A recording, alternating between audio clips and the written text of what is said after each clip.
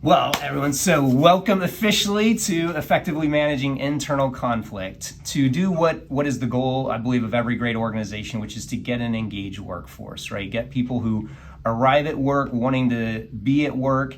And we're going to talk more about that because the data is actually really alarming about what percentage of people are actually excited to come into work.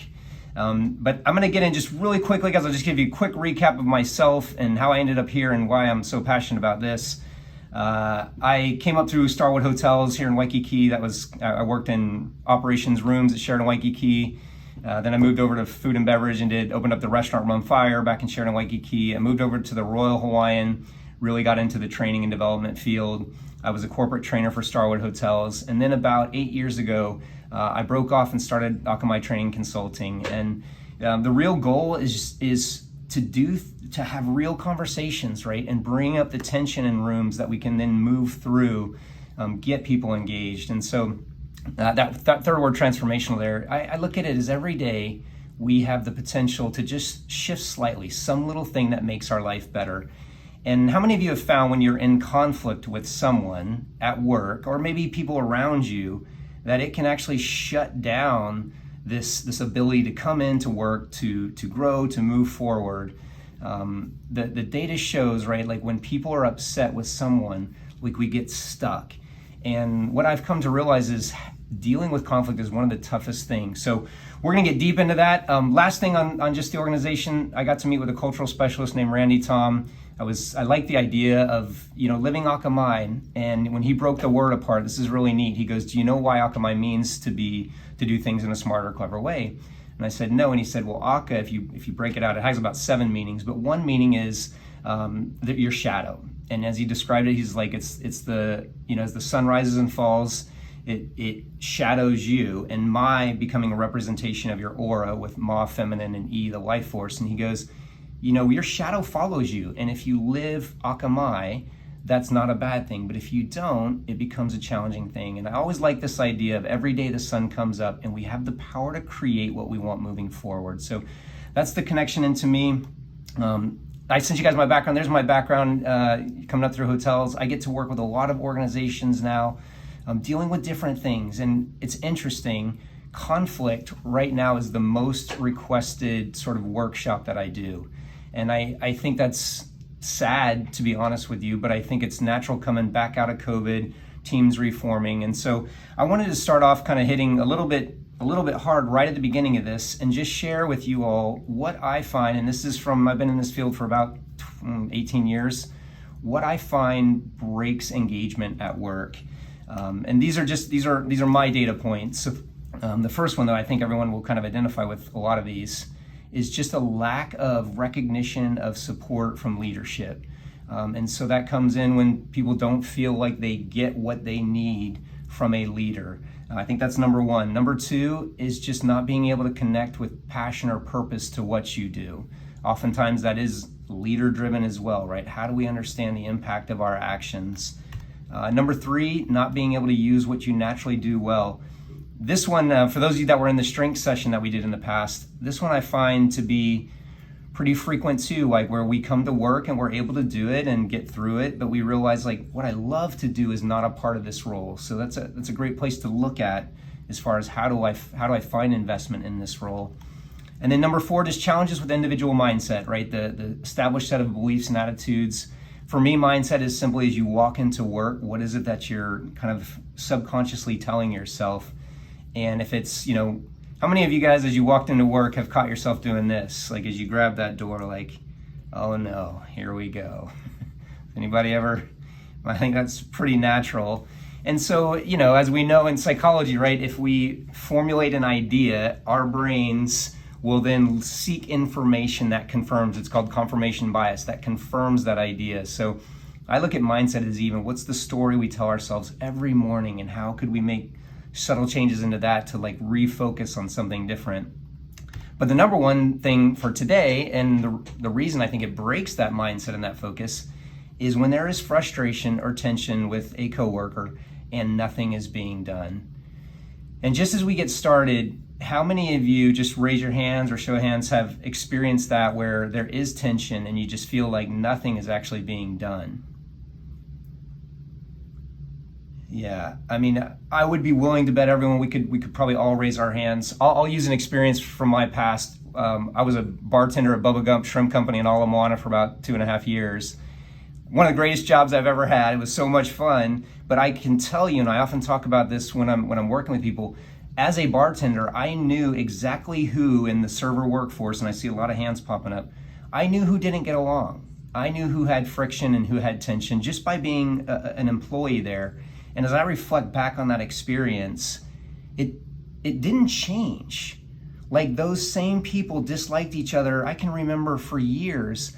And now at this state, I look back and go, that's a leader's responsibility. I mean, ideally, it's within each of us to sort of try to get through that friction, but it is a leader's responsibility to step in and do something. Because here's the scary part of friction, of conflict. It will not get better by doing nothing, right? And so the image that I like to just implant into people's heads, if this was on your arm right now, would you smack it? Everybody goes, yes, of course. I think of, like, conflict is, if we don't deal with conflict, right? If right now I even know around me there are people who don't get along and who don't work together, or don't talk to each other, or there's negative energy. If we don't do anything as a team, we're basically allowing this sucking force to pull life from us, truly, because that's what happens, right? And so one way I look at this, I saw this quote a while back and I love this: do the easy things now, life gets hard later. Do the hard things now, life gets easier later. And I fundamentally believe dealing with conflict is extremely hard, but when we step into that place of discomfort, right, and say, hey, you know, and as you might have saw in the instructions for this course, we're really directing this particular workshop around, like, leadership and how leaders need to step in. But that, to me, is not necessarily title driven, because everyone is a leader, right? And everyone can take that momentum and say, hey, let me see what I can do from whatever place I operate in this organization. What can I do? You know, do the hard things now, life gets easier later. And that's our goal, right? Is to step into discomfort in order to move forward in a productive and healthy manner. So we're going to back this up now and just do a quick little fun quiz in the chat box, everyone. And the quiz is, what percentage of your coworkers would you say come to work happy, excited to be there, and they love their job? So if you'll just throw that into chat. Honest answers, please. This is no reporting going on here, but just what percentage? All right, I see 50, 25, 50, about a third, 10%, 30%, 25%, 45, 50, 50, 45, 25, 30, that might be 30, 25, 50, 60, 40, 20, 65, 50, 25, 45 to 55, okay, 40, 66. These are really good numbers: 40, 75, 10, 15, 50, 35, 50. Okay, so I see about a range from about 5 into like 65-ish, and then a 30. Okay, I'll tell you guys, that is extremely high. I'm going to share some data with you in just a minute. That comes from Gallup. Gallup's a great polling company, but this has impacted everything that I do, and I'll explain this connection into Hawaii as well. But first, this was 2017. They had their largest sample size. They polled 31 million people. This was across the world, different industries, and they called it their State of Engagement Survey.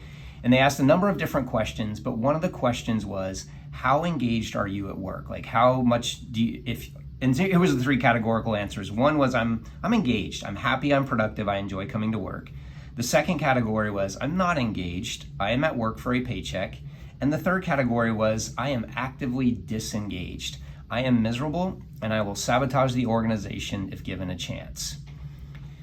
So now I just asked you guys to think about yourselves. I won't make you put it in the chat box, but just consider for a minute, what do you think, out of 31 million people across the world, how many people said, look, I love coming to work. Like, I enjoy it. Like, I like being there. I'm engaged at work. And just think about that for a second. and then I'll share what Gallup's results are. I'm going to share it in a sort of a fun example first, and then I'll give you the actual data. So imagine right now the world's workplace canoe has 10 people in it. And what they found is right now there are 2 people rowing, there are 6 people sleeping, and there are 2 people jamming their oar in the water trying to sabotage the boat. So in actual data, what they found is 15%. So as we mentioned, right, your numbers were in the 10 to 65%. What Gallup found in this poll, anonymous poll, 15% said I'm engaged, I love coming to work. 67% said I'm not engaged, I'm here for a paycheck. And 18% said I am actively disengaged. I will find ways to hurt this organization. Now, everyone, I mean, as we slowly shift into even just conflict and its importance in this equation, I want to just pause, right, and think about what that means. And you guys had a lot of answers. Let's see the question. Wouldn't this also depend on the type of work you do? So, Joseph, that's a great question. What they found is this was across industries. So the numbers didn't necessarily, they weren't predictive of the type of industry. And what I think Gallup found is you can be happy or you can be upset in any industry. And it goes back to when they dig deeper into what creates happiness at work, it is support, it's trust, it's psychological safety, right? I feel I can make a mistake without being condemned for it. And it's happy workplace environment. Like I enjoy coming to work, the people around me. Okay, and I see, can you guys all hear me? I think I got a mic. Okay, yeah, that might just be your mic's not working. Okay. So everyone, just though the pause is this, if that means that consciously, and let's say it's 2 to 4 people even, right? But that means up to 6 people walking into work next to us are going, I don't want to be here. And in my opinion, that's a big challenge for us, right? As humanity, as people, right? It's like we should be putting energy and effort to how do we create an environment that people walk into and go, I like being here. I love this. And we know the data supports the reason to do that. I mean, this data all makes sense. When people report themselves as being engaged, we see better service, right? Customers are happier. We see better productivity, I do better. And we see better profitability from an organizational perspective. But basically what we're looking at is when people walk in and enjoy work, they become happier. And I showed you those were 2017 numbers because that was the biggest sample size. Just briefly, I want to just show you, these are Gallup's numbers from 2000 to 2021. So you can even see through COVID, the numbers actually didn't shift that much. And these are US numbers versus global. So the US is slightly higher. We're in that mid 20s to mid 30s, but we're in that same zone of having 1 to 2 people just completely not want to be there. And then what's crazy, this was exactly 1 year ago today that KHON2 News did an article on this concept of the Great Resignation in Hawaii. Have you guys heard of this term? Great. Yeah, it's pretty interesting. It's almost like this term has become mainstream now. And the scary part of this term, this is super scary to me, is that it wasn't about pay or title. What it was is I am just resigning and just quitting because, and this was KHON2 News, what they found, feeling underappreciated, right? Not getting that recognition and support, having little workplace congeniality. So I just don't feel like people like each other at work, or having a bad supervisor, or no freedom of expression. So we have work to do, and I think in particular, coming out of COVID, right, it has shifted a little bit about how we interact, how we engage. Did anybody feel like COVID, kind of even shut down a little bit of this workplace environment and the energy that maybe we had before? Does anybody have a sense of that? Yeah, so as John Maxwell said, and I love this, you cannot be the same, think the same, and act the same if you hope to be successful in a world that does not remain the same. I look at this as this way. Our world has changed. I see a lot of you in offices, but I know a lot of teams are remote now.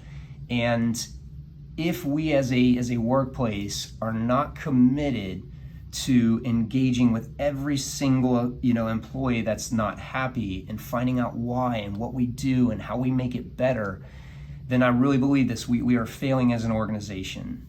And so I just wanted to kick off this session too with setting an intention for each of you I'm a big believer in intention setting, and I'll give you a quick reason why. I read this book a few years ago. Oprah Winfrey wrote a great book on what happened to you. She wrote it with a child psychologist named Dr. Bruce Perry. And he says, with people, we ask the wrong question. Everybody always asks the question, what's wrong with you? Like, why are you acting this way? And he said, it's the wrong question.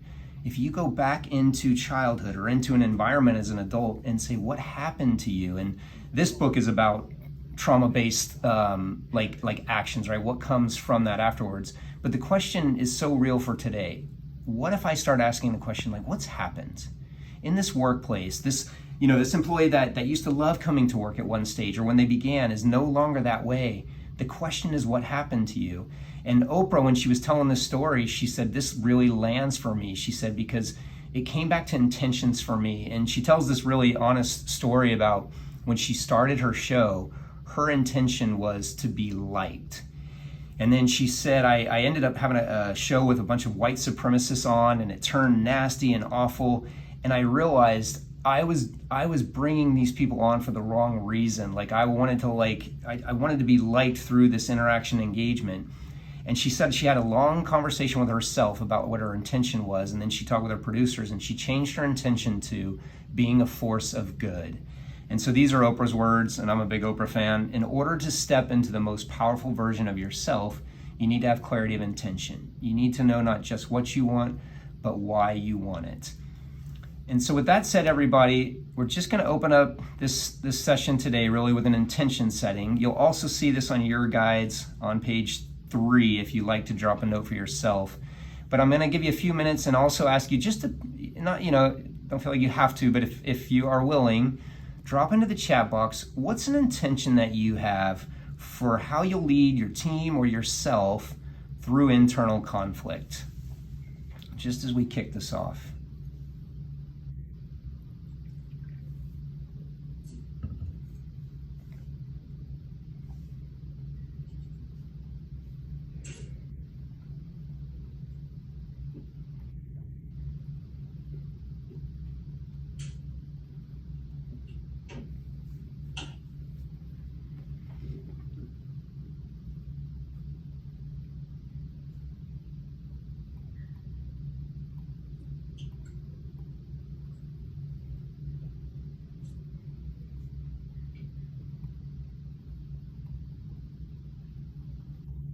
I'll give you another minute. Okay, and I'm just going to read these out as they come in. Allowing vulnerability and transparency from all levels, from Marushi. Yeah. Veronica, communication. Kenneth, that I listen and I'm fair. Yeah. Hey, as we wait for these to pop in, you probably saw the quote on the front of your guides from Brene Brown. Vulnerability is not about winning or losing. It's about having the courage to show up when you can't control or predict the outcome. I think that's really powerful, right? It's a vulnerable space to step in and try to manage conflict, but it's the only way through. Liz, to acknowledge the suggestions made by my staff and implement them if they're good suggestions and don't have a noticeable downside or negative impact. Yeah, like taking feedback and putting action to it. Shauna, to be supportive and present. Yes. Latasha, to make sure that everyone feels their voice is being heard without judgment. Yeah. Sam, communication, understanding, and fairness. These are great, everyone. Jill, to keep everyone feeling like they're an integral part of the team. Absolutely. Gallup, one of Gallup's, they have this thing called the 12, what do they call this? The 12 essentials of engagement. And there are 12 questions that an organization can ask to see if people, to drive engagement. And one of the questions, to Jill's point, is, I have a best friend at work. What they have found is your answer to that question is a big indicator of whether you're engaged or not. And it just means I feel part of this team, I believe. Sean, listen and try to understand. Mitzi, addressing issues immediately and listen to all parties, create an environment where they're all included. Love it. Tiffany, quickly having the hard questions that came directly to me. Karen, listen and communication. Yeah, and communication. From the iPhone, for everyone to be happy, recognize everyone's strengths and contributions. Yeah, Caesar, positive and open communication. El Santos, to be a good listener and important to provide feedback in a positive way. Yeah, these are great, everyone. They're coming in. Leilani, organization of the unit with improvement of teamwork. Yeah. David, to make parties feel valued. Kim, collaboration, problem solving, ultimately focusing on productivity and service. Joseph, communication and fairness. Desiree, all play a positive role. Yeah, and Jordan, being straightforward and honest. Okay, love these, everyone. So, how do we, and Laura, I saw yours pop in. Okay, cool, no worries about being on the phone. How could we possibly get there, right? This is our challenge. And the way I look at this, I've been sitting with this comment all through COVID, and it's just lasted with me. How you do anything is how you do everything, right? So, I mean, this gets into how we enter the workplace. Like, what's the emotion that we feel? What's the energy that we're communicating? How, if you can even break this back, how you start off your day, like making your bed or not, like how you do anything is how you do everything. And so for those of you who have this leadership role in particular, it's like, what's the message? How do I communicate the importance of this workplace in our interactions as a team? And I really believe this, like a great leader will say, anytime there is friction in a team, hey guys, listen, my responsibility as a leader in this group is to make sure that everybody feels safe and comfortable coming into work and has a great workplace. And anytime I experience people not in that state, my commitment to you is we'll sit down and we'll talk through it. And it's not about making people best friends, but it is about saying, like, what happened? Where did this start? We're gonna create a very neutral environment to have a conversation.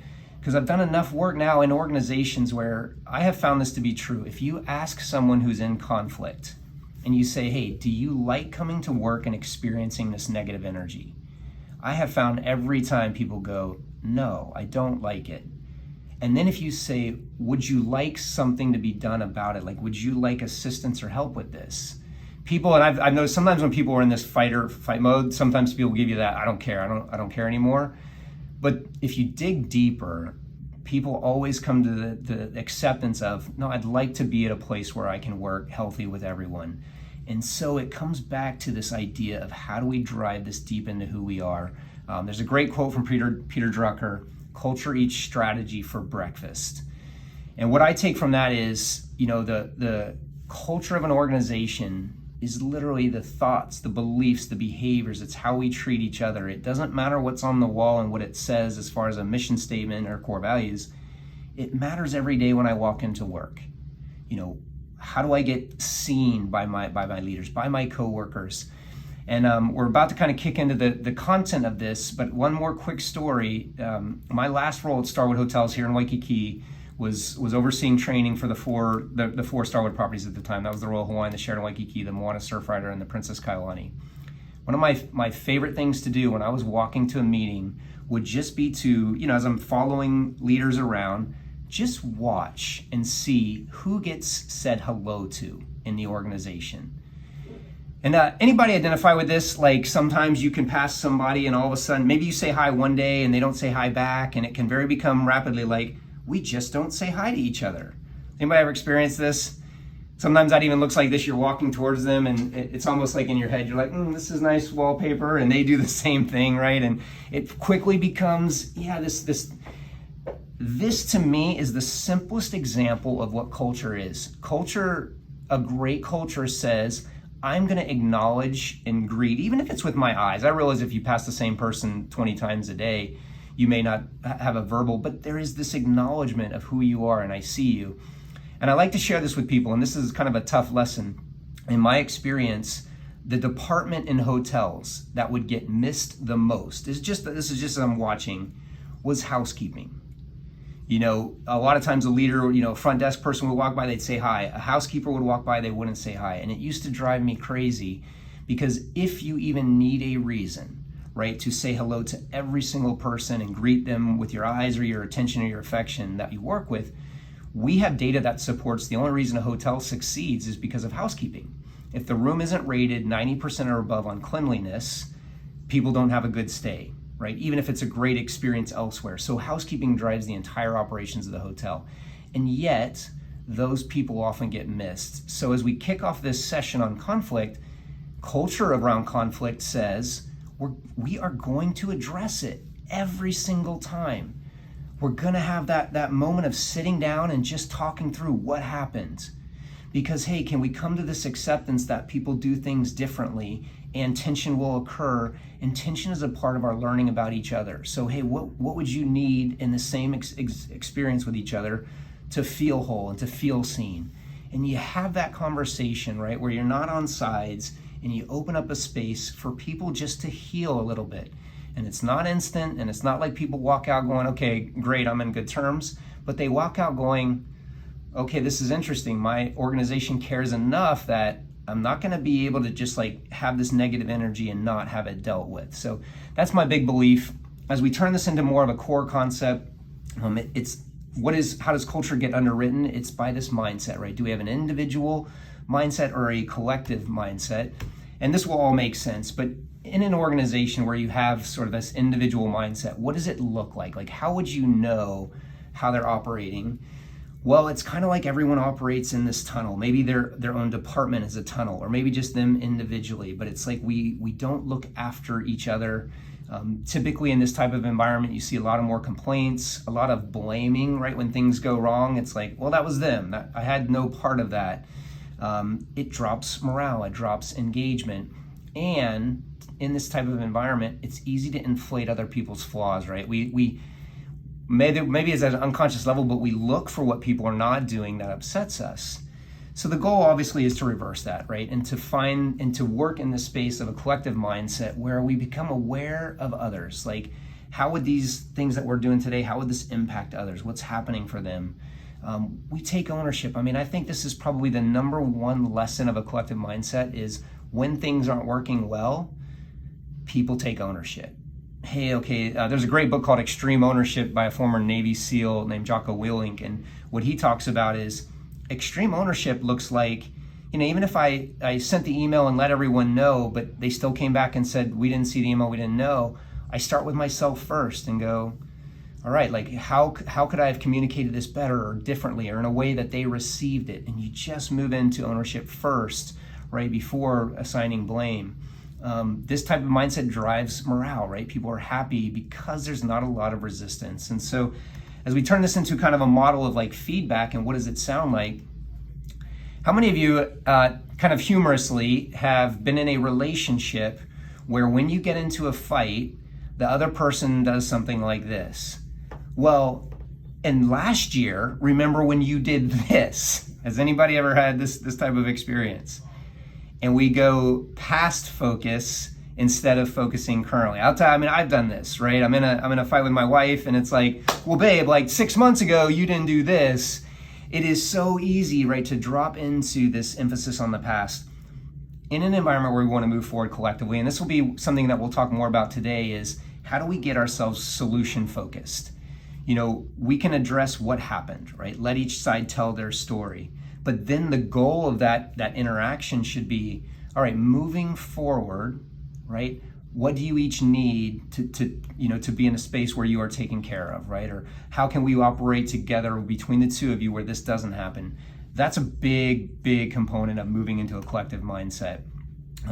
Similar to this, right? Getting into critiques of previous work. I'm not saying that those aren't important, but those should be dealt with at that time. And it shouldn't be like we're cataloging incidents to bring up to support in this conversation, at least not in conflict with two people. Our goal should be to move towards for the future, offer suggestions. Similar to these all fall in line, right? If I'm focusing on what didn't go well versus how to grow and develop.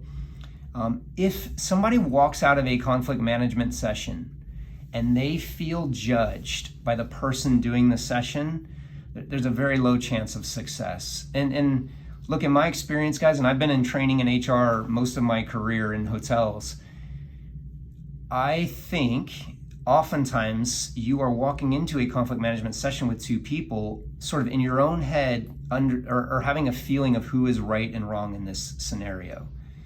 And what is extremely important is before you walk into that session is moving away from any sort of like bias on either side and just opening up a neutral environment for these two people to conversate, right? You're allowing them to have the conversation, not yourself.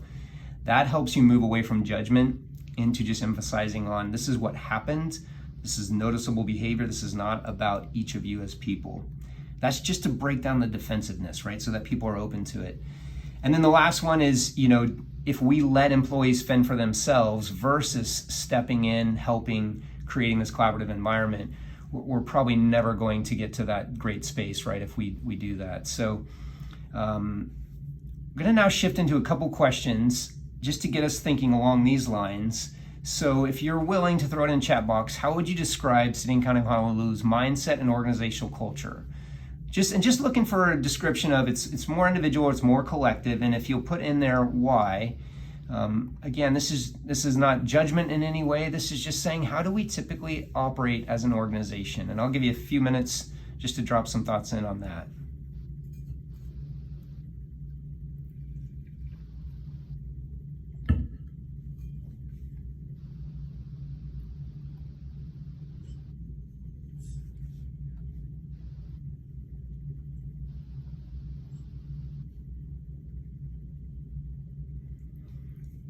Perfect. And if you feel better direct messaging me, you can do that. I won't read names. I'll just read out. There was a comment already. It depends on the department. Yeah, Laura, I see a combination of both. 100%, right? It very often in any organization, it is more departmentally based. There's a variation of both for sure happening. I see another comment: individual, focused on the past, placing blame and working in silos. Okay, yeah. I'm just going to read these out as they come in. And I mean this wholeheartedly, everyone. This is not a indictment of where you work. The only way to move into a better place is honest assessment, right? In anything, not just about conflict management. It's like, let's just be honest about where we're at, and then let's focus on how we move forward, right? That's where the transformation lies. Okay, another comment, both. And my experience is that CNC is better about collaborative environment than working in the state. Okay, it's a mixture. Each department is different, but in my own department, it's mostly individual with pockets of collective. Okay, individual change scares people. Yes. It's popping. Individual, I believe, being unionized makes people focus on themselves more than the collective. Okay, and I'm just reading the private messages. Individual mindset, goal driven. Both, but predominantly individual. We need to shift to collective. Yeah, mostly collective, but the tasks across the city are so dissimilar. Yes, that every department has a different focus. Ours is typically very collective, as we cannot function without the team, literally. Yeah, and depends on the department, division, branch. Yeah, everyone, it's so interesting getting just even the roster for today and seeing the variety of departments that are even on this session. So my takeaway from that is, and just to sort of sum this up into what I see in most organizations, there's always a mix. And one more just popped in. My department finds an individual mindset which makes it difficult to bring about or implement positive change. Okay, runs on individual mindset.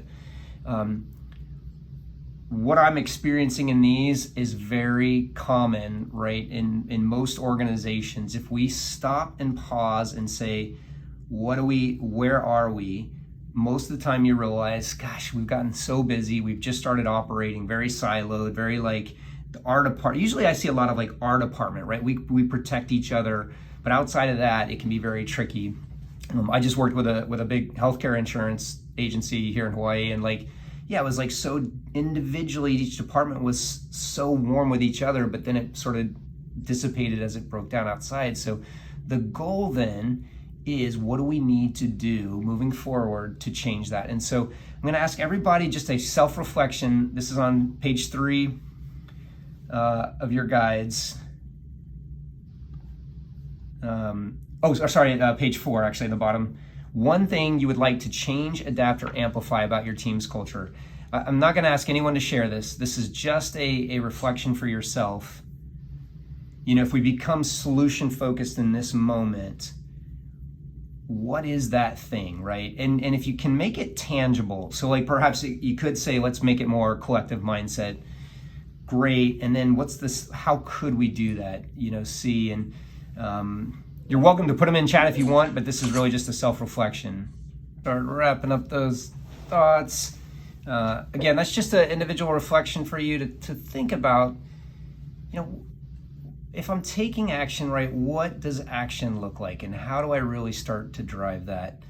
And then, as we've sort of already started doing, if we connect this idea of workplace and organizational culture into conflict, how does that come about? And I'm just going to read some of the messages that are popping in here, some direct messages. Attitudes and the fact that they challenge management at every turn, not looking at both sides of the problem. Yeah, right. So we got to step into both shoes. Quick kind of interesting mention on that one, right? This idea of stepping into both shoes. Has anyone ever heard this? Put yourself in the other person's shoes to explore their problem. Okay, I think this is all across the board, right? And we teach this to kids. But I'm going to step back and say that can actually break our understanding of another person's situation. And what I mean by that is, let's say, as I look down, Veronica and I work together, and she does something very different from me, and it frustrates me. And so I'm trying to understand her better. And so I say, okay, I'm gonna step into her shoes, and I'm gonna look at her situation. But then inherent in that is I'm looking at her situation through my eyes. And I'm saying, so what would I do if I was her?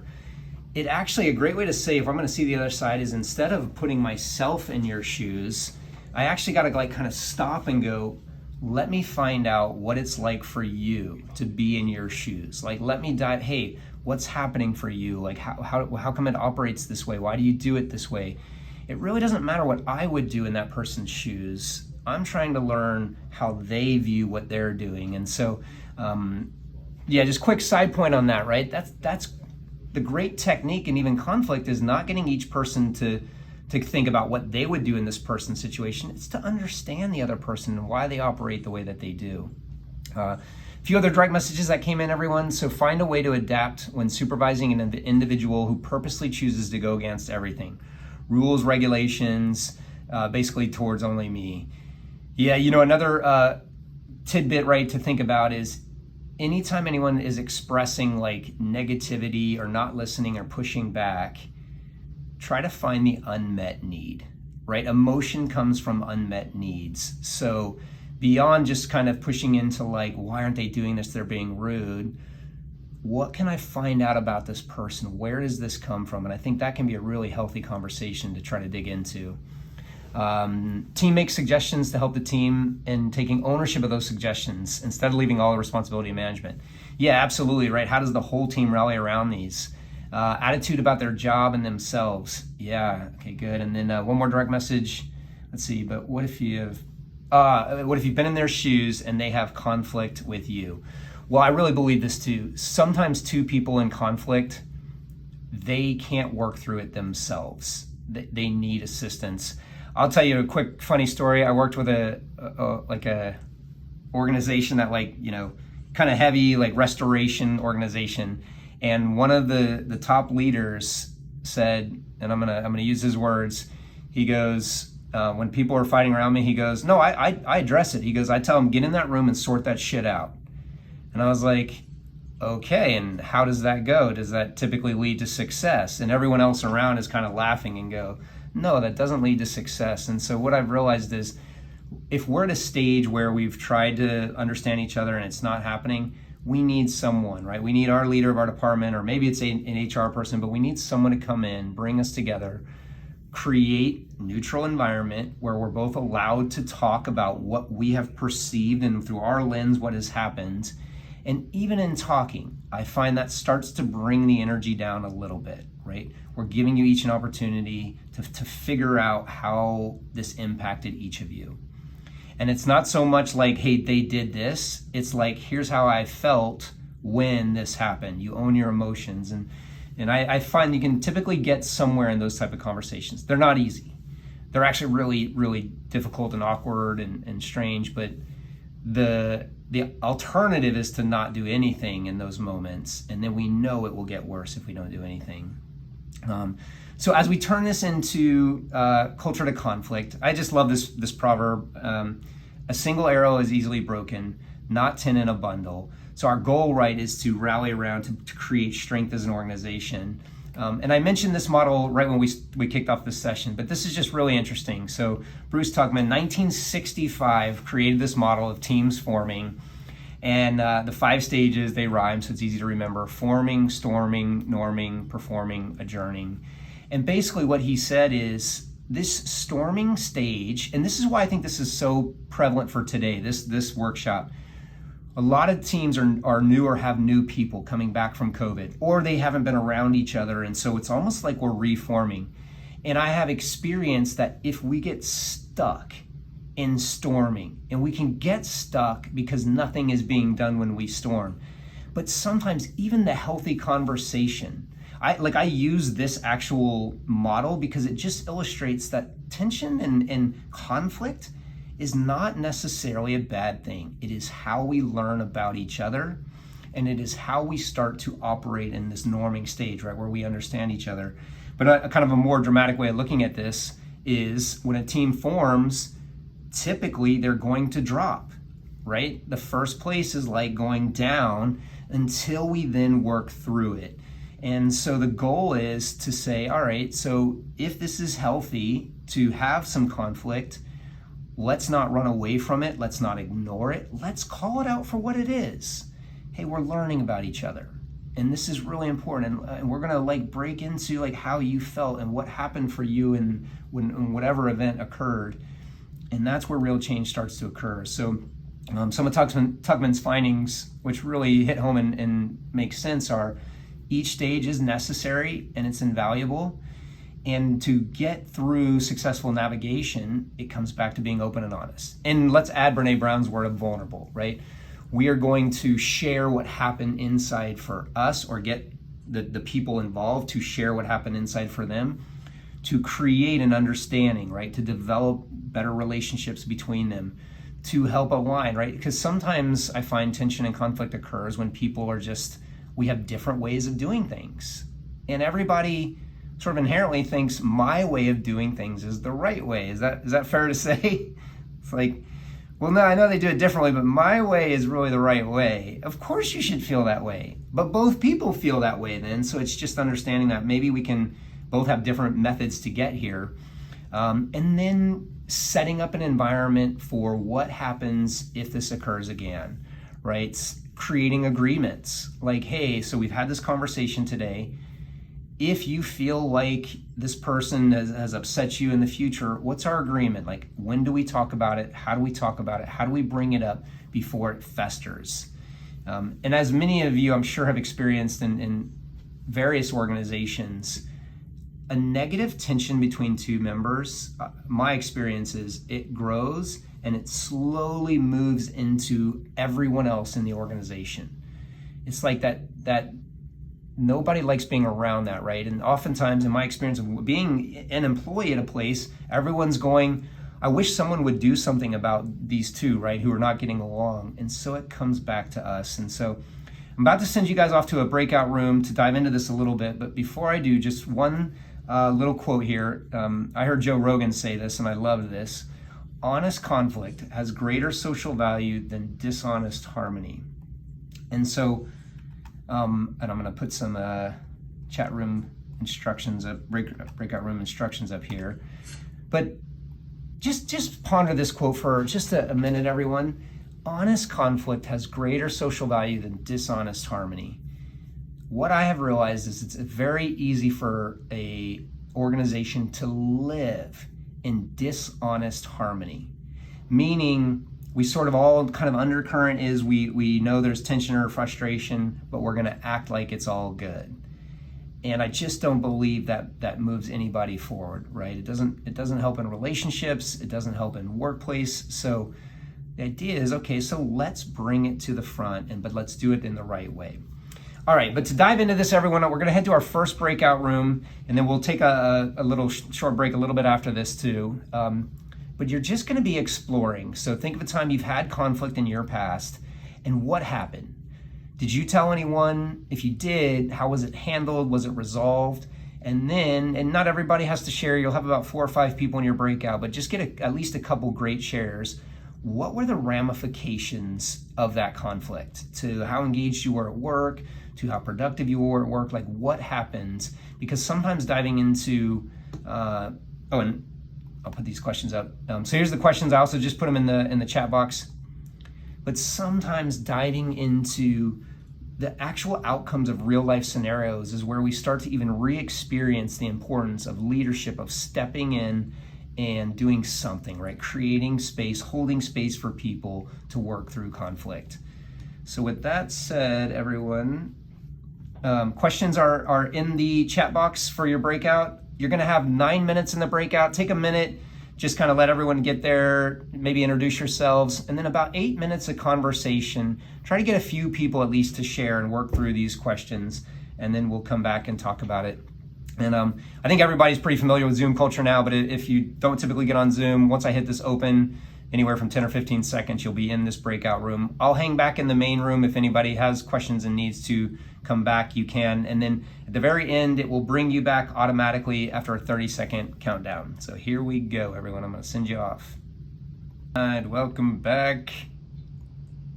First one back, Liz. I think people don't realize they have to leave the room.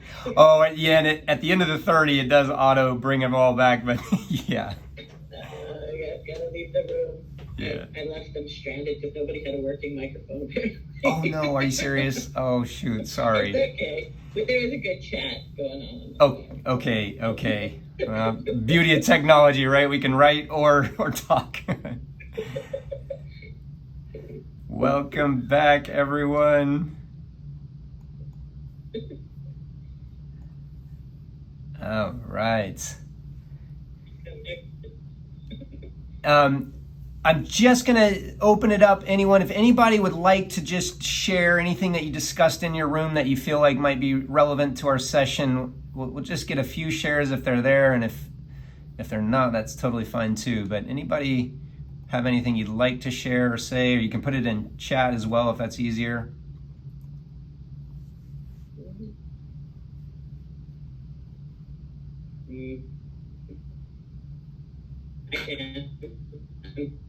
I talked about, I'm sorry, should day today. I talked about having a really good relationship with my supervisor. We've been working together for, I don't know, 20 years. And I remember we had a conversation once, and we always discuss things very, other people might see it as aggressively, but this is the way we've learned to communicate specifically with each other. Yeah. And we figured it out, and it's not usually irritating or offensive or anything like that, but she did make a flippant comment once about my life choices that I don't think she even realized had to do with having kids and the amount of time I spent working on certain things. And I just was so upset, but I didn't say anything for almost a month. Wow. And that entire month, I just felt like I was so angry, and I didn't want to come to work. And wow. It was so hard. And until I just talked to her about it, and I confessed what I was feeling, she didn't even realize she said anything. Like, it was just a comment. But if you don't address it, man, it can just turn your whole outlook completely negative. And we can do that so easily because we have so many conversations with so many different people. And sometimes we don't really mean to be offensive or mean or whatever. But unless that person comes up to you and tells you that you've said something that really hurt them, you'll never know. And that feeling of unhappiness and negativity, and it's just going to grow. So it's important to tell people that they can meet with you and tell you what's going on. Yes. Liz, like such a beautiful share, Liz, and I can hear the real emotion right in that share, which I mean illustrates how impactful her comment was to you. And I love what you're saying here. It's a great lesson for all of us. Most of the time, I think you could say most of the time, people they're not aware of their impact to other people.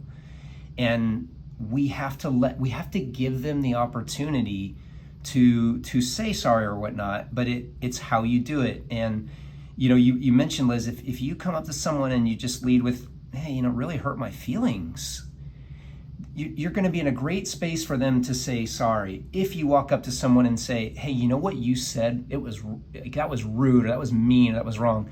Well, now you run the risk of them getting very defensive, like, well, what did I say, right? So opening with just my feelings of what I felt, there is no defensiveness of them. It's not like someone's going to say, you didn't feel that way, right? It's like, oh, let me process that. And I'm not here to say everyone in that moment says the right thing either, right? But you've given them that chance. So thank you for that. That's powerful and beautiful. This is on a much deeper scale, but I do a lot of work with kids, and it is so sad how often a child is I don't even know what's real, but they believe they are told something by a parent, you're so stupid. And then the child says, my parents think I'm stupid, right? And if you then ask the parent, have you said that to your child? Almost every time the initial response is, no, of course not. And then it's like, well, wait, gosh, I don't think so. And to Liz's point, you don't even remember, right? It was actually what we're about to talk about. When we experience stress, tension, negative emotions, we actually can say things that we don't mean and that we don't remember. And I'll break down the brain science for you right after this. And that's the danger of it, right? Is that we sometimes on the other end, we go, well, you said it, you meant it. The reality is that's not always the case, right? And so actually, let me dive into that, Liz, and thank you for bringing that up. I'm gonna go ahead and share these slides again, because that is actually the critical element of this. So, okay, here we go. Okay, is everyone seeing these again? All right, so where does conflict sort of exist? Well, the first one, and I love what Liz is bringing up, the first place we usually experience it is within ourselves. If it's a personal one. Now, this might be different if it's two other people, but even if it's two other people, I'm actually experiencing in myself what's happening for me, right? And somatic psychologists will do a lot of work on tracking your body. Where do you feel it? Like, what I tend to find is a lot of times when we are losing control, we can be totally unaware, but our bodies are actually sending us a signal to say you're about to lose it, right? And there's variations of this. Some people get clenched fists, shortness of breath, hot ears, sweaty neck, increased heart rate, tension in feet or shoulders or neck. Everybody's body operates differently, but your body will send you a signal to say, oh, I'm feeling something. And when we notice that sensation, that gives us a chance to actually step back and slow down. The other place, of course, is in team. So the rest of our workshop, and after I walk through this kind of where it hits first in self, we will take our morning break for about 10 minutes. And then we're going to just be working on, oh, hey Siri, we're going to be working on how do we really deal with this the right way. And so as we step into, Liz, that was such a perfect kind of setup for this, is what happens underneath conflict inside our brains. And I like to follow this guy on Instagram, and he said this, Don Depani, emotions are a powerful tool. Controlled and directed, they manifest amazing things, but uncontrolled, they can wreak havoc on our lives. And so this is where, for me, it gets really, really interesting. We are actually wired as humans to respond poorly under moments of stress. What do I mean by that? Well, the first place we process whatever stimulus has occurred in our life, it goes up our spinal cord. First place we process is in our limbic system. Your limbic system sits right at the top. That's where your brain attaches emotional thought to whatever has occurred. So what that means is, anytime I'm experiencing anything, the first place my brain goes is this fair? Is this just? Is this rude? Is this mean? And everybody's familiar with the fight or flight response. There's actually extensions of that. There's also freeze. There's also friend. Like I get into this stage of like, oh my gosh, and I gotta be a friend. Like I gotta give up my rights to be nice. Or there's also flop, which is like, oh my God, I'm just gonna drop away and withdraw. So we got fight or flight, we got freeze, we got flop, we got friend. That all is sort of managed by your amygdala. Your amygdala is the gland inside the limbic system that triggers your fight or flight response, or the additions. Now here's where it gets interesting. After it has processed through your limbic system, what happens next is that whatever that stimulus is slowly moves into your frontal lobe, your neocortex. That is where your brain attaches rational thought. And what's really interesting is they say, they call it our reptilian brain, right? Our mammalian brain. That limbic system is our autopilot system. We can make decisions 300 times faster than when we get into our frontal lobe, our rational thought. So what we've basically illustrated there is I am wired to respond off emotion, to potentially say things before I have even gotten to rational thought. And it's all over, right? It's one of my sort of joys in life, I don't know why, is watching like prison shows when they interview prisoners. And it's so interesting. I've totally changed my stance. When I was younger, you know, they would ask somebody, why did you do what you did? And people almost always on these shows go, I don't know. Like sometimes they shoot someone, they kill someone, right? And in my head, I used to be like, you pulled a trigger, like you shot somebody. Now I see it totally differently. The reality is in that moment of heightened state and energy and emotion, there is a chance that you actually did something that you had no conscious thought over. It was a purely emotional, automated response. So how does that tie into our session today? Well, when we experience conflict, the best thing to do is actually try to slow down our processing, right? Before we take action, before we respond. And if anybody's been in a fight with your significant other, you probably can identify with this in some way. We can rapidly say things that we really don't mean, but we might in the moment think, I want to hurt your feelings, I'm going to say this. And then that other person on the other side can think for the rest of their life, no, you meant it, you said it. And so our goal is to actually, when we experience this stress, to notice our somatic, our body response, and go, let me go to the bathroom. Let me take a breath. This is why they say breathe and sleep on any big decision. It's allowing it to process differently. So typically that does bring up the question, right? So why do we have these emotions then? Why are we wired this way? Well, the idea is back in, caveman days, Neanderthal days, we were wired to survive threats. And threats were like, tigers, right? Or lions popping in our cave. And so we needed to respond emotionally before logically. Like that lion comes in our cave, the sort of joke in my brain is if we were to respond rationally before emotion, that would look like this, like, this is bad, honey. There's a big lion right at our cave and looks hungry. We're gonna probably need to do something, right? It doesn't work that way. We would just go, oh my gosh, I'd get stronger and more powerful and I'd actually attack the lion and save my family. That was the idea. Nowadays, we don't have lions, but what do we have? Well, we have someone saying, Liz, your example is great. Someone says something that we then perceive as a threat, right? It attacks who we are. Well, we go into the same evolutionary response. Boom, I cause it, right?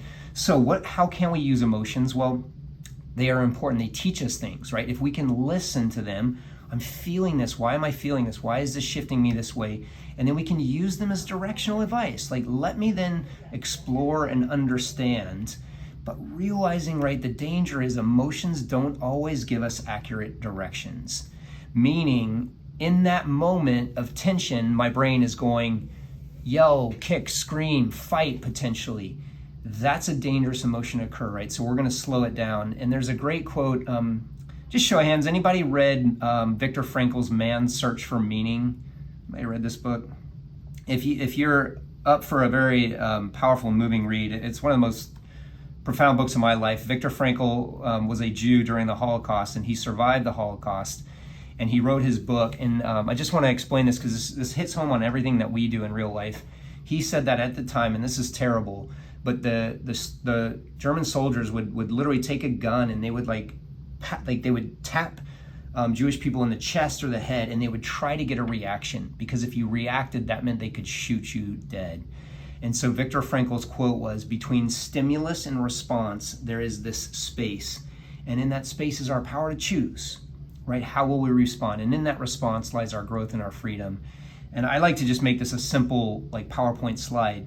That means anytime we experience anything in another person doing anything to us or around us, man, our bodies are going to respond, right? They're going to shoot all these emotions and energy. And our goal is to slow it down, to own that space in between. And as a leader, right, dealing with other people in particular who are in this friction space, even more so, we have to remain calm, slow it down, right? Energy is contagious. If the person who's moderating a conflict management session remains calm, it sort of transfers over to the people. If they get heightened, right, emotionally, well, that transfers as well. So our goal is to own this space. And that's what we're going to be talking about next, right? So how do we address conflict in a healthy and a constructive manner? And ultimately, how do we lead ourselves and others through conflict? But with that said, everybody, I am going to just do, we're perfect timing, 10:15. I'll give you, we'll do 14 minutes till 10:30 is our morning break. This will be our only break for today. And then when we get back, we're going to jump into taking yourself and your teams through conflict. Okay, everyone, I've got 10:30. Come on back.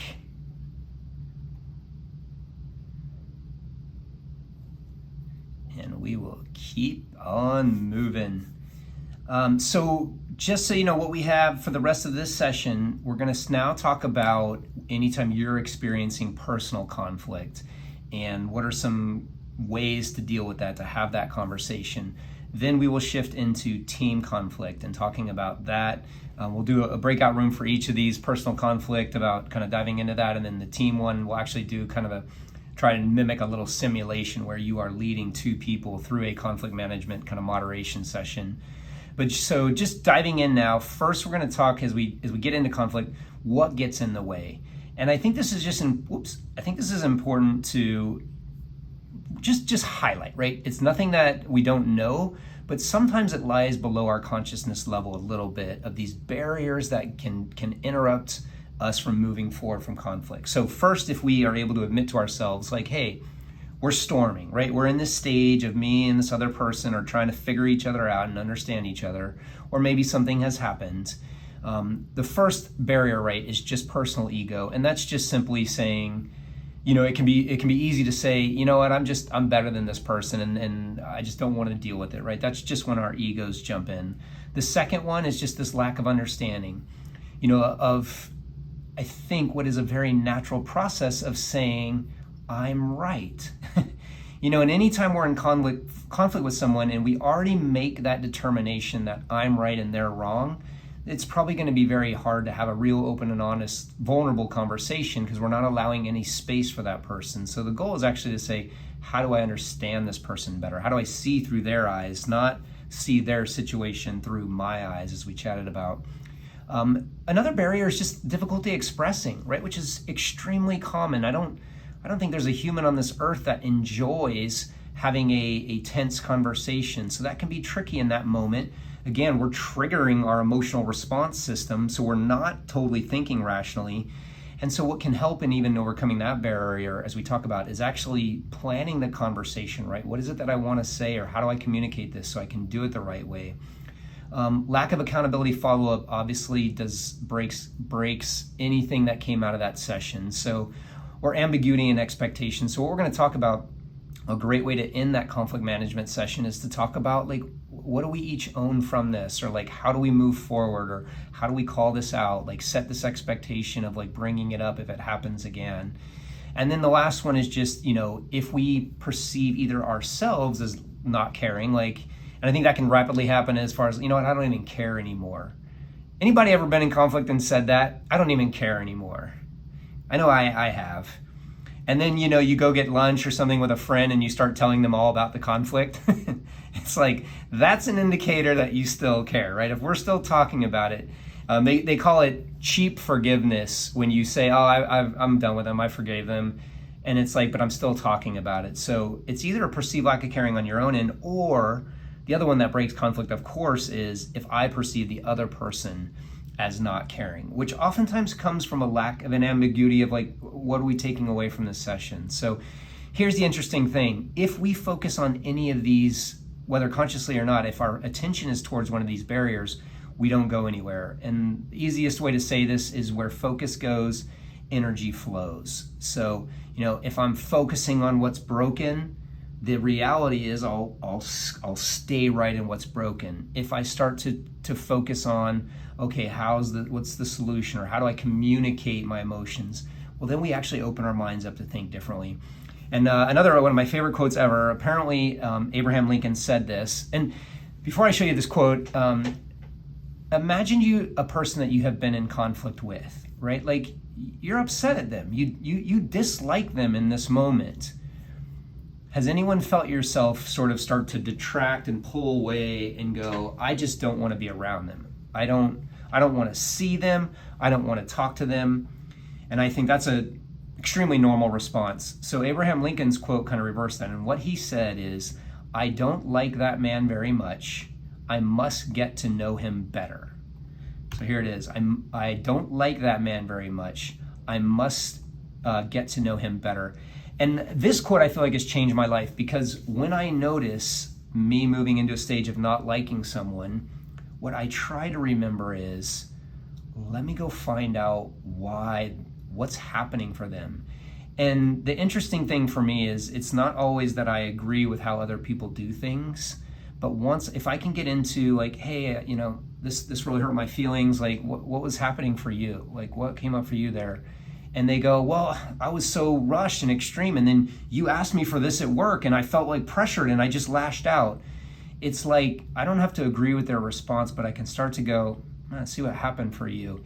And that opens up space for healing. So another model, right, I'm sure many of you have heard of, Carol Dweck kind of named this mindset of fixed versus growth. And fixed mindset means, hey, once someone's done something, they're done. Like, I know who they are, ourselves included. Growth mindset in this framework is basically saying, look, people are animals of emotion, and they're going to do things that aren't the best thing. And how do we then look at like, what can we take from this and grow? And just growth mindset's a great way to approach it. But to do that, first you got to take care of yourself. And I think everybody at this stage is familiar with when if you're on a plane and it gets in turmoil and oxygen masks pop down and you have your child with you, who do you put the mask on first? And like, I've always felt like it feels like I should take care of my child first, but you will hear them tell you, of course, put the mask on yourself first and then do your child, with the idea being when you are operating from a place of wholeness, you can take care of those around you. It's the same with conflict. So how do we start to step into that place of wholeness? I want to just share a little bit of Brene Brown's work, because I think her work around vulnerability and courage is perfect for conflict management. And what she calls it is stepping into the arena. So meaning, and this is right in particular around personal conflict, I realize I'm in conflict with someone that's pulling me out of relationship with them. What do? Well, I step into this arena, meaning I'm going to go have this conversation. And hers isn't like a fight arena. It's actually an open, vulnerable space. As we talked about that quote at the beginning, right? Vulnerability is the courage to show up, right? When you can't predict what happens. And she also says you can't get to courage without rumbling with vulnerability. Embrace the suck, meaning it's going to be awkward and it's going to take some, do the easy things now, life gets hard later. Do the hard things now, life gets easier later. Embrace the hardness of this now so that life gets easier later. And her definition of rumble is a bit wordy, but I want to read it because it's really important. And this is also on your guides on page 5, just so you know you have it. I personally, I'm not a big fan of the word rumble, just because I have different associations to that word. But Brene Brown, what she means by a rumble is, I'm just going to read this out. A rumble is a discussion, a conversation, or a meeting defined by a commitment to lean into vulnerability, to stay curious and generous, to stick with the messy middle of problem identification and solving, and to take a break if necessary and come back when we're ready, to be fearless in owning our own parts, and to listen with the same passion with which we want to be heard. And what she then goes on to say is, more than anything, when someone says to her, let's rumble, it cues me to show up with an open heart and mind so that we can serve the work and each other and not our egos. And I'll just let that sit for a few seconds, because this definition, when two people agree or more, but the only way we agree to having a conversation like this is first with someone presenting this, and so I think even organizationally, talking about the impact of conflict and how it is natural and it will occur. And when it occurs, the important thing is how we handle it. And how do we step into this space of understanding that we're different, we do things differently, and we're just going to explore each other's reason for doing these and see if we can get to a stage where it may not be agreement in how we do it, but acceptance that we're different people. And one of the other important things she talks about, and I like this image, is she says, oftentimes when we go into these conversations, we armor up, like, we put on our protection, and that hurts the conversation. So for her, another great quote from her, for some of us, when fear takes over, we're a wreck. We go into transformer mode, ready for battle. Other people aware that they're armoring for self-protection and choose to keep their shields off and remain vulnerable and lead bravely and humanly. So again, this is really talking about when we're in personal conflict. And I often find this works really well as you think about people in your own life, your family, your friends, your loved ones, how easy it is to go into that conversation having already built your entire case about why they were wrong and why you were right. And if both people enter into that, we're just battling. The goal is to pull the armor off, right? Walk in. Now, how you do it, we're about to talk about that, because how you lead into that conversation is very important. And it's not a tough formula, but it can be tough to do. But one other part that's important before you walk into that conversation is just realizing this, that each one of us is one half of any relationship that we're in.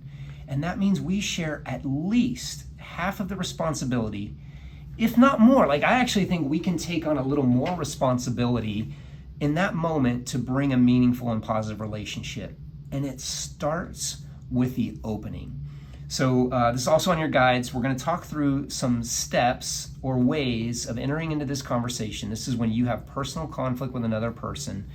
How do you work through it? So the first part, I think this is the most important part.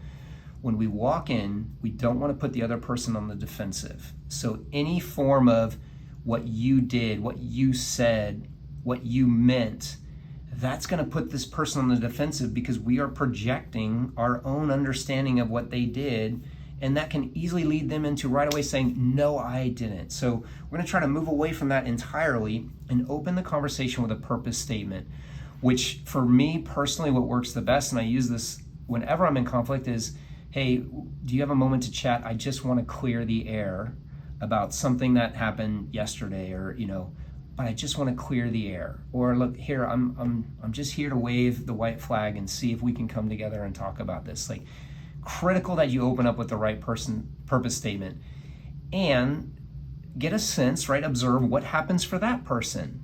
Because I also think if someone is still in a triggered moment, like they're still upset, the reality is they're not in logical, rational brain yet, and maybe you have gotten to that state.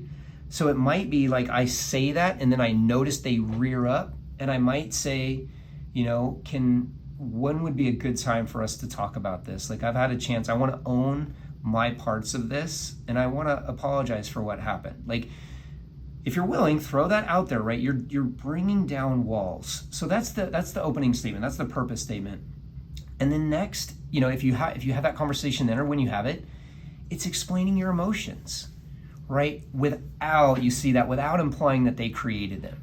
So it's like, hey, yesterday when you said in the meeting that, like, I had done this wrong, what happened for me? Or you can even use another word, what I experienced you as saying, right? Because it's, maybe they didn't even feel like they said it that way, but I experienced you saying my work was wrong, and it took me into this big shame spiral. I felt like, oh my gosh, I've done something wrong again. And I want to own what happened for me in that moment and what happened for you in that moment, and just offer that up, right?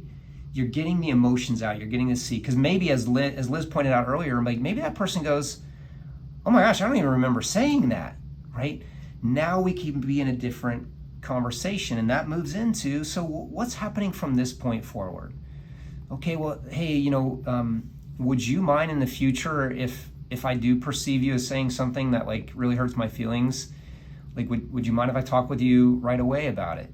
Like, or, how do we best handle this in the future? I mean, that's a particular situation. Maybe it's something more overt, and it's like, how do we best avoid, picking at each other's buttons or pushing each other's buttons? Like, how could we do that? Like, that's important to me. I don't want to push your buttons. And what's really key in this one, of course, is avoid bringing up the past.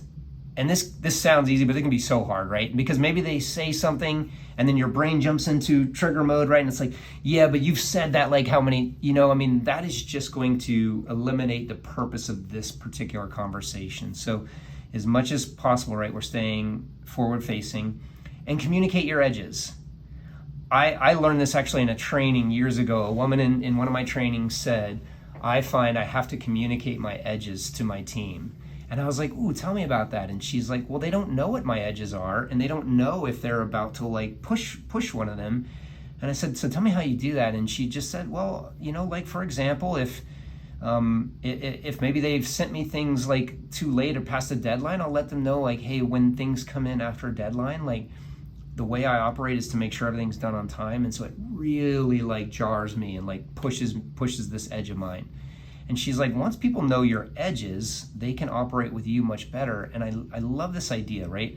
We oftentimes in work don't necessarily communicate our edges, but this can be a great place to have this conversation. Like, hey, I think the reason this impacted me so much is when I'm challenged in front of other people, I get really upset or really triggered. Like, you're just sharing. And then, of course, right, be ready to own your own portion. So let's say we're in conflict because you got your feelings hurt, but then you did something or said something or whatnot. So own that portion.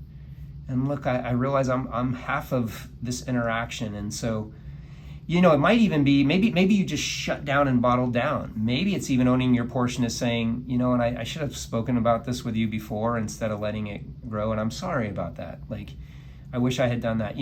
Once you say sorry, oftentimes you open the space for the other person. And then you'll notice that last thing, finding a win-win solution.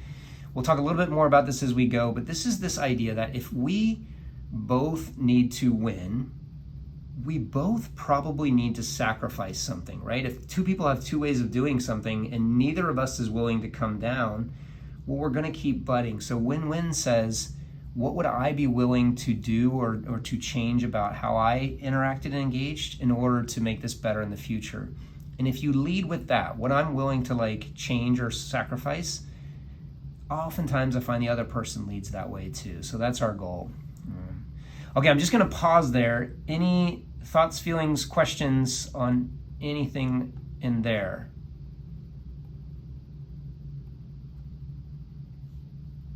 Pull up this chat too. I just see. Okay. All right, so a couple last things before we kind of do a little work on this in a breakout room. First, success often comes from listening. So it's easy to assume, right, we are hearing everything as a person is communicating, but the reality is once we are triggered, right, or in an emotional state, we actually lose a bit of our functionality of listening, right, because we are now processing things through emotion and not ration.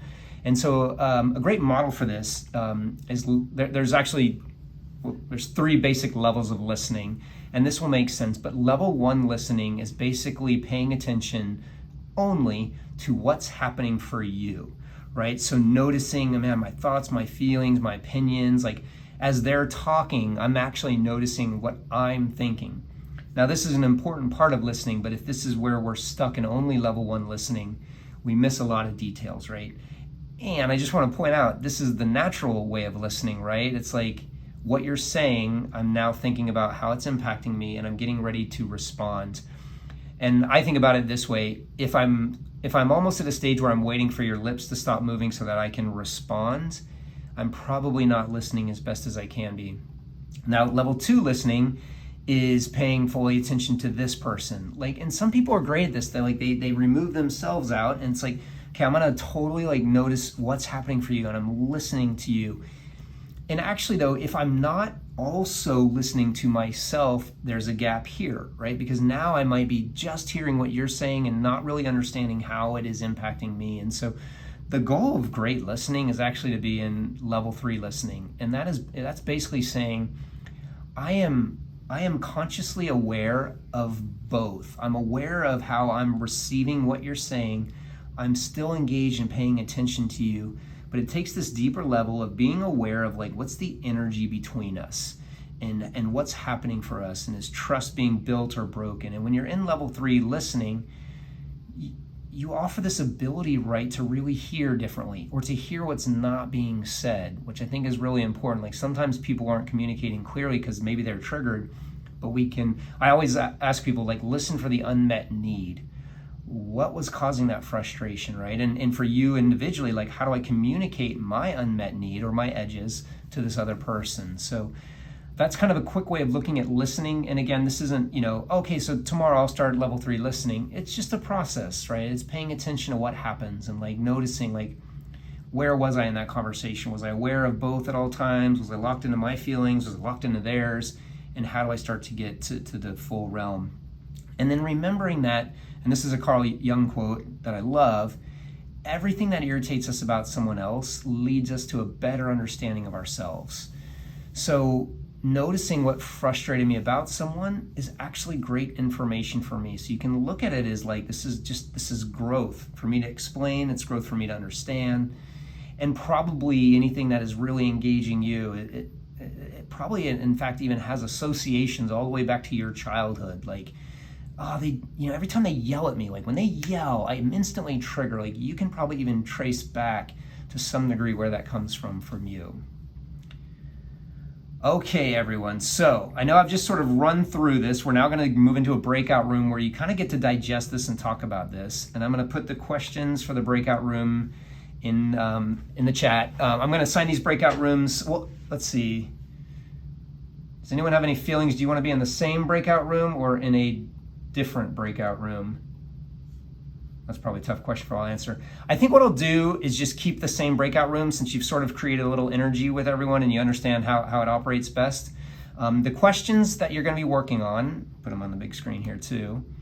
Is there a situation currently draining your energy at work or in personal life that you should deal with? And if so, how can you set up, and I'm using Brene Brown's term here, rumble. If you don't like that word, how do I set up a conversation with that person? But the purpose of the word rumble it's this idea that I'm setting up a conversation where we enter in with our hearts open, just as her definition explained, right? Where we're open to like the messy middle, to discussing and conversating and sharing and getting to a productive outcome. And then, we talked about if you get triggered in the middle, it can steer whatever direction that brain is firing. So how do you plan, right? How to lead this to a successful outcome? How are you opening? What's your purpose statement? How are you explaining your emotions? Like you can really plan to lead it in that direction. And you can even plan for their objections. I know this person really well. Here's what they're going to lead with right away. No, I didn't say that. So plan for that. How do I then steer, all I can own is what I heard, right? Or what I perceived. I mean, you can plan for that so it doesn't get defensive. Okay, everyone. With that said, I'm going to send you off to breakouts. I'm realizing as you say this, we're not really talking about that, but to have almost entity-based conflict, like that levels up everything because it's almost like, and I think, politics is a great example. It's like two people who are completely, what's the best way to describe this? Who have like complete confirmation in their mind that their way is the only way. It's like, that becomes very tricky to get any kind of like healthy engagement out of it. Which is why, right? It's like someone almost has to open up every conversation with saying like, hey, we're here to like listen and hear, myself included, right? I think even saying the words to yourself can change a little bit of how you interact and engage. And then Veronica, I just want to read out your comment. I see a rumble seems to only work if both parties are actively involved. If you don't have that, then is it still possible to come to a successful outcome? Okay, I'm glad you bring that up. So let's chat a little bit about that. Let's say I've tried this and this person has not helped or done anything, or they don't participate in the conversation. I'm not here to say like there's a golden wand and we can always get the person to that stage. What I do believe is sometimes, and actually I've experienced this, sometimes the first conversation does not go well. And I want to play this out like a little bit live. Let's say we've been, in particular, because I've done this more with like taking two people or sometimes a few people through it, but there's been fighting and chaos, and sometimes it's been for years. And now we come down and we sit down, and maybe this has been like in this organization, and all of a sudden we say, hey, like we really care about you both. We want to talk about this. We want to find out what happened. Where did this start? Where did it begin? I have seen it be like the it's basically like, who put you up to this? Like, why are you guys all of a sudden caring now? Like, this has been like this for years. And a lot of times this occurs with a new leader in a department that has been there for a long time. And what I believe is very important is that new leader remains extremely consistent. And what they say is, look, I realize this has been going on for years, and I realize this may not change today, but here's my commitment to you. I will continue to sit down with you because it's important to me that this entire department has a great workplace and doesn't have negative energy. And I can't change either of your opinions, but what I hope we can do is over time is just learn a little bit more about how you both operate and why you operate that way, and how we can come to a place where you both enjoy this workplace more. I sometimes drop the whole, we spend more of our awake hours at work than we do with our loved ones, right? Because when you take out sleep at our time at home, we actually spend less time with our loved ones than we do with our workmates. So that means there's importance to like really putting energy towards it. So Veronica, tell me if I'm answering your question. I think sometimes you gotta push through that. And look, there are times where a person is just stuck and they're never gonna move. And then I think we have to have more, maybe potentially deep, like more tough conversations about what are expectations at work now. Like, is that person fulfilling the duties of work? And I believe in the soft approach, but then also there comes a time where you can't. This is a tough thing as a leader. You can't allow a poison who impacts everyone else to just defeat everyone else, maybe because they're so vocal. Like, then we can have a more difficult conversation, and that should be one-on-one of just like, hey, listen, is this the right environment for you? Because one thing I'll commit to you as your leader or as your coworker is like, we're going to keep talking about this, because this is how much I believe in this department. And if this doesn't feel like a fit for you where you can come to work, like, how do we set up a situation? Boom, right? So you got that side, or you have the side of this person is not doing their job and we need to have that conversation. So not easy, but consistency is key in that. And I'll tell you guys, this is a real story. I'm not going to mention names, but there was one employee at the Sheraton Waikiki. He was an engineer who was famous for never smiling and never talking to anyone, ever. Like, it was known. And I remember, this was years after I had started or whatever, but I was like, you know what? I'm gonna illustrate what I believe. I'm gonna keep saying hello to this person. Like, this is my commitment to culture. I do it to everyone. I'm gonna do it to him, even if I get nothing back. I would bet it took me 2 years of whenever I passed him, I would just say, hey, boom. It got to a point where when he would see me, he would go like this. And he would give me this like fake smile. But what I took away from that is that was a win for me. Like, I finally broke through enough that he was conscious that he was going to give me this fake smile just to like appease the fact that he knew I was going to say hi to him with a smile. That was a win. And so, look, I mean, we could go deep into this. Sometimes people are dealing with family issues, and that's why they're not, but we still have to maintain this standard, right, of who we are and our culture is. So, and I think that ties in. So let me go ahead and I'll share again, because that ties into kind of this next phase of how do we then take a team through conflict. And okay, pop this up. So I want to just bring out one more quote. You'll see this in your guides. This is, I realize I say I have favorite quotes all the time, but this is one from Joseph Campbell that I love. The cave you fear to enter holds the treasure that you seek. When you are in personal conflict, the easiest thing to do is avoid that cave, right? I don't want to go in there. I don't want to deal with this. I just want to, let it be. But things don't get magically better that way. So you enter into that cave, you have that conversation, and you open up the possibility of things improving. And that takes us into team conflict. It's the same thing. So, and you'll see this all in your guides. This is on page 6, just so you have all the information. What I call a transformational leader, because I don't think even the standard leader necessarily does this, but a person who's creating transformation in their department, who believes in the culture of the department. What's their approach? Well, first, they just accept that when employees are in conflict, they actually want the leader to do something.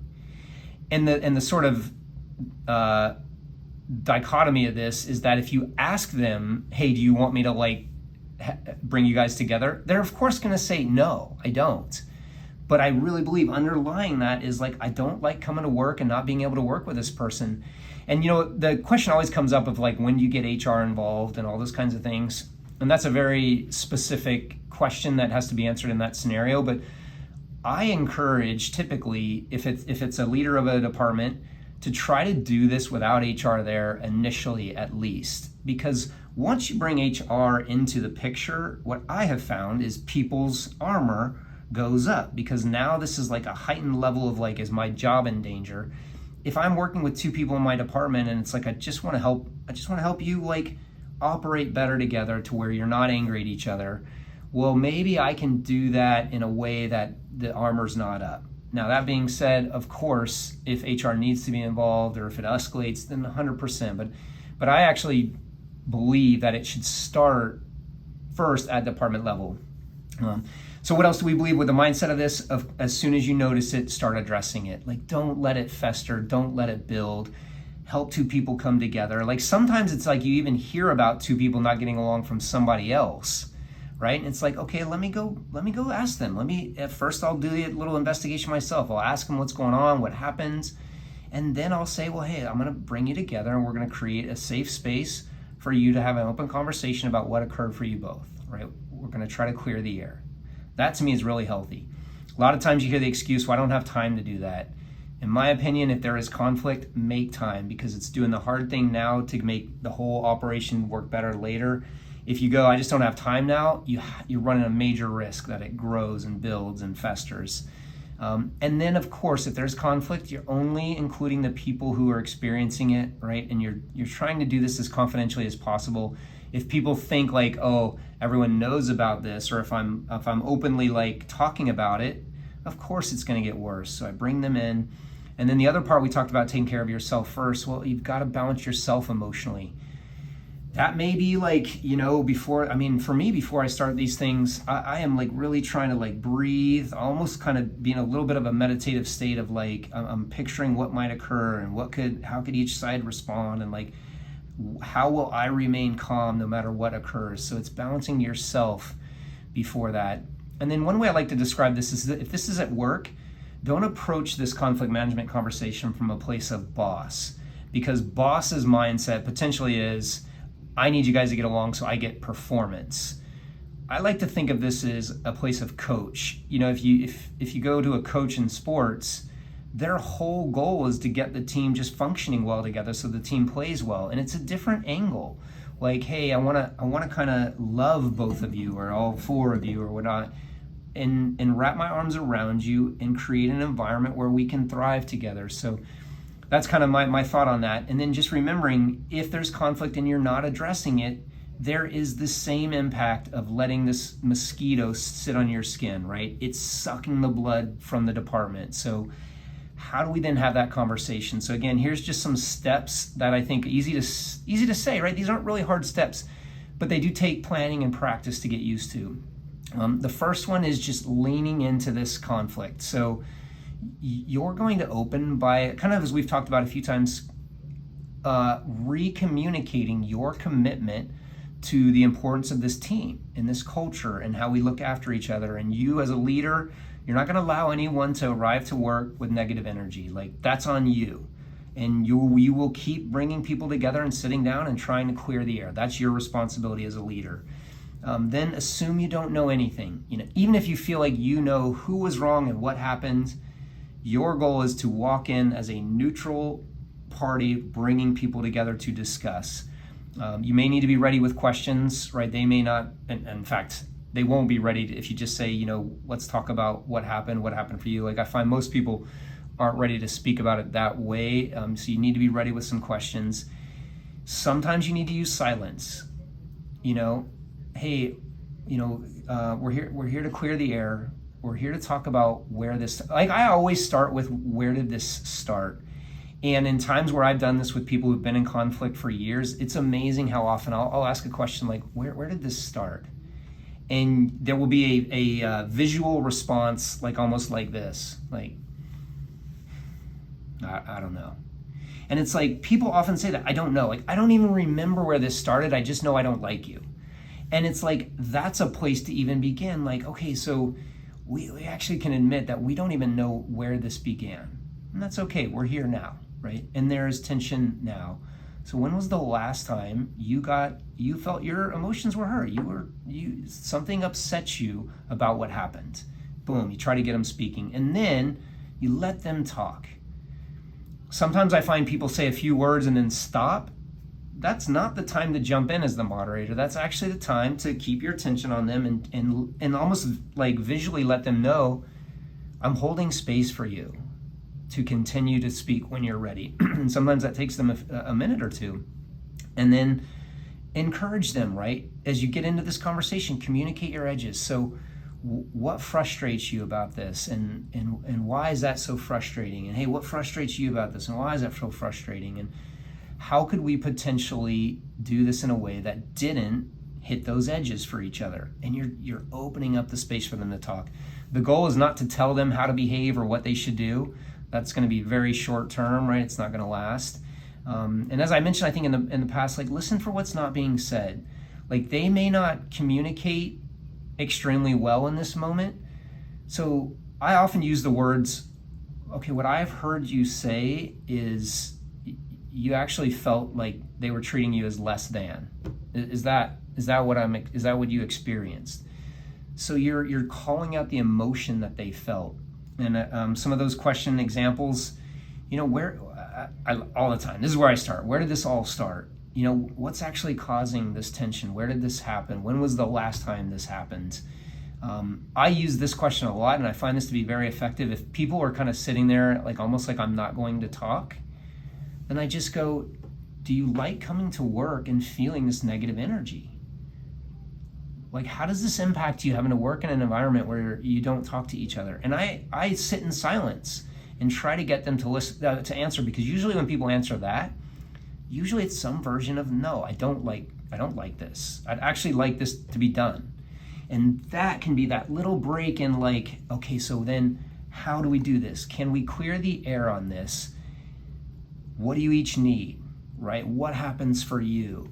And then I'm moving towards this. Can we agree that you both operate differently, and try to release an expectation that we're going to do things the same way, and just accept that, hey, we have different ways of doing these, and this is your way and this is my way, and we can accept that that's how we can operate with a difference, right? Understanding that you're both doing your role the way you think you should. Like, that can often get them to, and again, the goal of these conversations is not agreement at the end of the session. Like, I typically find you open this space, you communicate.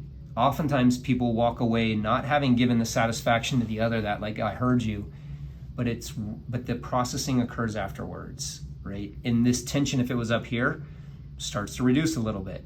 And then maybe it happens again and you bring them back together. What happened? Hey, I've heard, I've noticed, I've seen. Well, yesterday it happened again. This person did this.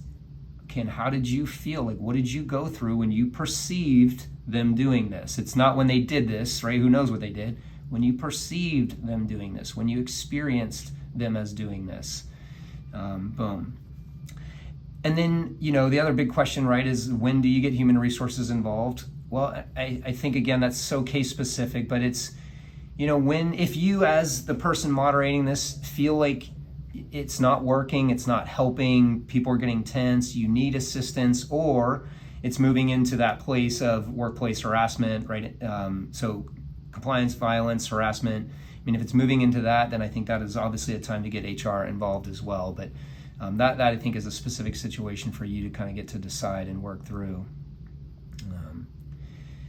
Okay, I'm gonna move us, guys, into our final little breakout. I'm gonna do this one just a little bit shorter, but this breakout is just to get a sense of kind of practicing, like, what does this look like? How does this feel? And you're just gonna discuss I'm gonna put this in our chat box. Stop this share. Oh, and I see the question, David, sorry, do you talk to people individually before talking to them together? Yes. Like, I think that needs to happen where you have at least done the research to try to figure out what happened, so you have a little bit of the knowledge behind that.